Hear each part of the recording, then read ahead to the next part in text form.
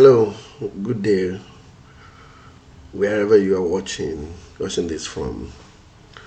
Um, Welcome to another edition of As I See It on Town&Gown TV. I'm Yemi Ademo. Today we are going to talk about a particular recurring issue that has been bothering me and a lot of other people. And that exactly is the perception of pastors as saints and infallible being. To the extent that pastors are now expected to be God. Of course, the Bible might say they are made in the image of God and ye are gods, just like their Bible says. But I think that they are humans too. And it is very important that they are seen as that being that they are, as human beings who are not infallible. They can also err. It's very important we look at it from a perspective. From being human, if we take them as human, despite the fact that they are doing the work of God, I'm a sociologist. I don't discountenance the role of religion in people's life. A lot of people need the pastors, they need the churches to survive. But the reality is that those pastors can err. And then when they err, they should not be treated in some ways that it's beyond the way they would treat the humans. They are human. Don't see them as if. I saw a video, a clip recently that a pastor in a church, a young lady stood up and said the pastor impregnated her. That is expected because he is human. And I'm sorry if people get annoyed that I said it's expected. The realistic thing is that pastors who are allowed to counsel beautiful ladies, women in distress, alone. Alone.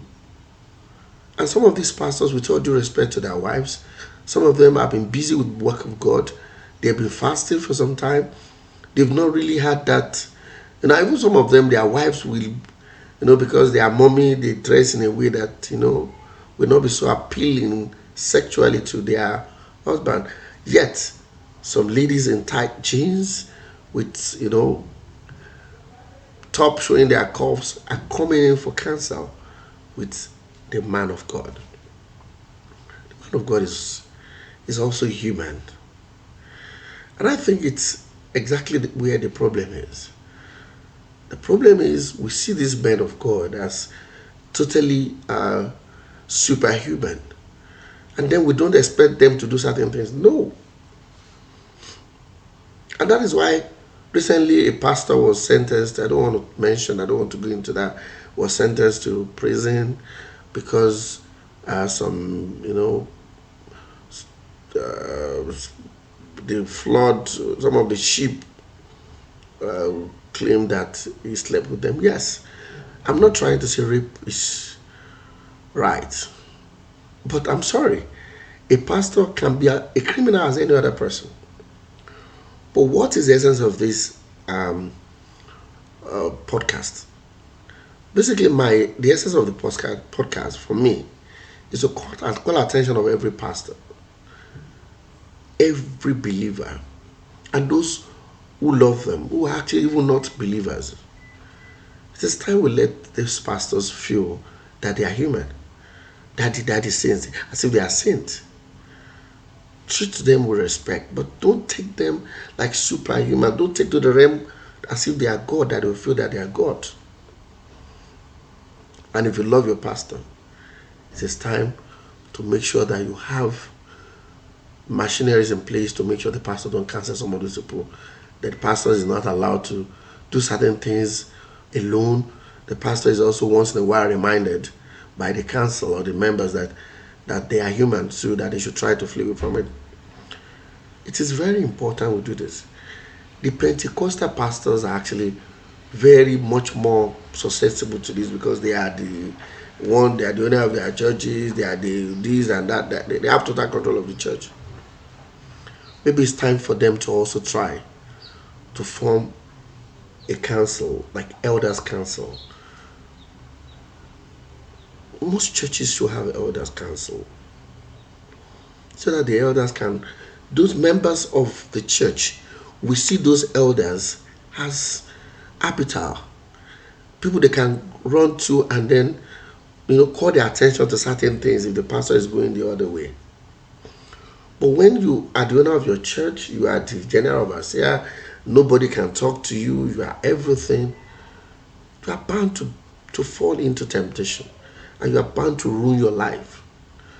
You are bound to even, from what has happened to you, some members can be led astray.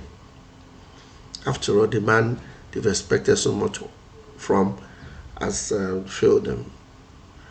So for me, I think we need to start thinking of how to help the men of God. The men of God need help. They don't need just your prayer.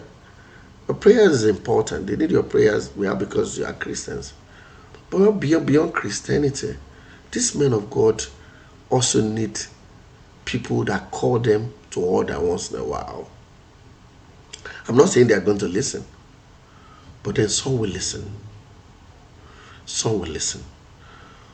And also we need men of God we need churches to have, department where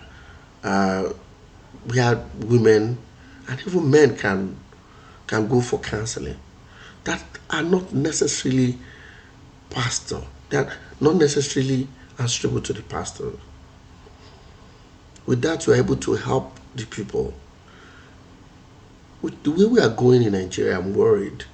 It will get to a point that a lot of people will not want to go to church. A lot of people feel so frustrated that they will feel that joining any religious group is meaningless. I'm not saying any religious group is the religious group.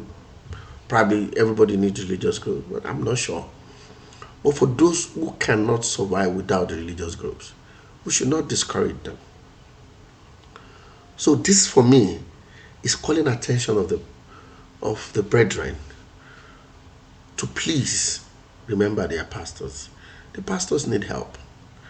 They fall by the roadside every now and then.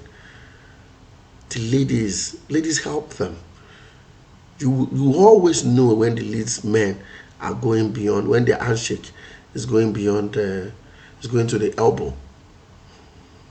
That is where they need your help. Speak out. Don't let them do it before you speak out. Don't let them do it. They are weak. You are taking them to be too strong, so people are not helping them. Don't assume that, pastor will come up, pastor will. No, he will not. If he has been touching you, touching your breast, he's going to ask for it later. When a pastor is talking to you and is saying certain things, asking some certain questions, when lads will have sex, and all those things they are private things. It's not a counselor. It's not a psychological counselor. And he's saying, so do you find it interesting? Do you give blowjob? Those things, with all due respect, are going beyond personal. They are becoming far personal.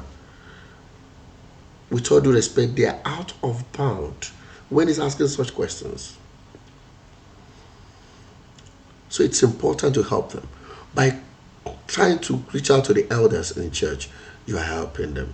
By reaching out to their wives, probably you are helping them too. I'm not saying you should go and lie, but when you reach out to those people that can talk to them, there's possibility that they regain their consciousness, and then you will save them. By saving them, you are saving a lot of people. A lot of people look upon them to have their faith, whatever thing, or faithlessness, whatever thing they have. And when some of these pastors, when they are messed up, some lives are messed too. So help them. And that is exactly the purpose of this podcast. Please help your pastors. They need help. Thank you.